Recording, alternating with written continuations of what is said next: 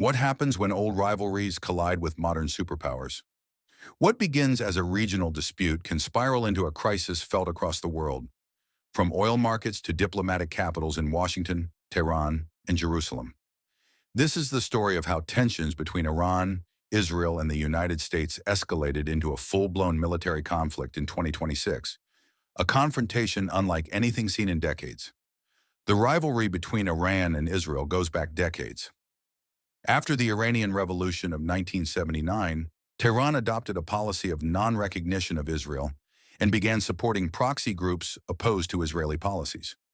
Iran's backing of Hezbollah in Lebanon and other regional militant groups made it a persistent adversary of Israel. Meanwhile, the United States, a key ally of Israel, has for years demanded that Iran halt its nuclear program and abandon efforts that could lead to a weaponized nuclear capability. Diplomatic talks have faltered repeatedly, especially after the U.S. pulled out of the 2015 nuclear deal. Over time, proxy conflicts and indirect strikes between Iran and Israel escalated energy and security concerns across the Middle East. What had long been a proxy conflict, one fought through allied militias and indirect military actions, began sliding toward direct confrontation in 2024 and 2025. There were repeated missile strikes, drone attacks, and exchanges between Iranian forces, Israel, and their respective partners across the region.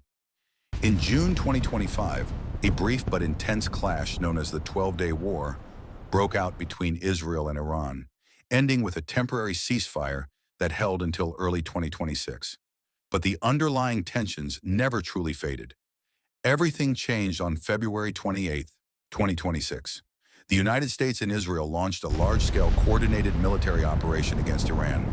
They called it Operation Epic Fury, a preemptive strike aimed at dismantling key Iranian military capabilities, missile infrastructure, and leadership. Among the most startling claims was the reported attack on Iran's supreme leader's compound, which Iranian sources say may have resulted in his death, a move that dramatically escalated the conflict. Explosions rocked major Iranian cities like Tehran, Isfahan, and Tabriz, disrupting communications and putting hospitals on high alert. Iran did not remain silent. In response to the U.S.-Israeli attacks, Tehran launched a wave of missiles and drone strikes across the Middle East, targeting Israeli cities, U.S. military bases in the Gulf, strategic infrastructure in neighboring countries. Iranian military leaders described their actions as reprisal attacks, not concessions.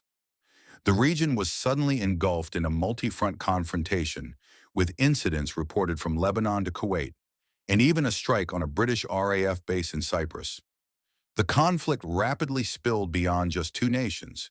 Hezbollah, an Iran-aligned militia in Lebanon, began missile strikes toward Israel. Gulf states such as Saudi Arabia condemned attacks on their territory and summoned Iranian envoys. The Times of India, U.S. forces in the Gulf suffered casualties as Iranian attacks hit bases in Kuwait and elsewhere. The Guardian. This wasn't simply a localized skirmish, it became a regional war. For decades, the United States has viewed Iran's expanding influence and nuclear ambitions as a strategic threat. The U.S. has consistently supported Israel's right to defend itself and has also sought to limit Iranian power in the region, often through sanctions and diplomatic pressure. In 2026, U.S. President Donald Trump publicly described the mission against Iran as necessary to eliminate imminent threats and prevent further regional destabilization. America's military and intelligence cooperation with Israel was a key factor in the joint offensive. The Washington Post. The human toll has been severe. Hundreds killed and injured on all sides.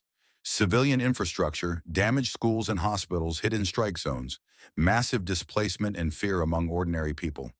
Civilians in Iran faced a collapsing healthcare system, shortages of critical medicine, and widespread fear. Beyond the immediate region, the conflict sent shockwaves through global energy markets. The Strait of Hormuz, a key choke point for oil shipments, saw disrupted shipping and rising prices, with potential consequences for inflation and supplies worldwide. Not all countries have sided with the U.S. and Israel. Russia condemned the strikes as unprovoked aggression and expressed support for diplomatic solutions, highlighting the fragmented global response to the crisis. AP News European nations, while calling for calm, are also worried about their own strategic and economic interests as the conflict deepens. Al Jazeera Net voices around the world question whether escalation, rather than negotiation, will lead to peace or prolonged instability. Israel and the United States say they want to prevent Iran from developing a nuclear weapon, to reduce Iran's influence in the region, to protect allies and deter future attacks. Iran claims it is defending itself against foreign aggression and seeks to preserve its sovereignty, warning that continued escalation will have consequences far beyond the Middle East. Each side uses different narratives, but the result is shared suffering. The war is ongoing, with no clear end in sight. Some analysts first worry that it could expand further. Other regional actors may be drawn in. Global markets could experience prolonged instability. New diplomatic efforts might emerge amid the chaos. One thing is clear: this crisis isn't just about battlegrounds. It's about the future of global geopolitics in the 21st century. If you enjoy the story and want more stories like this, subscribe to the channel at Africa Folktales, Movies and Storytelling.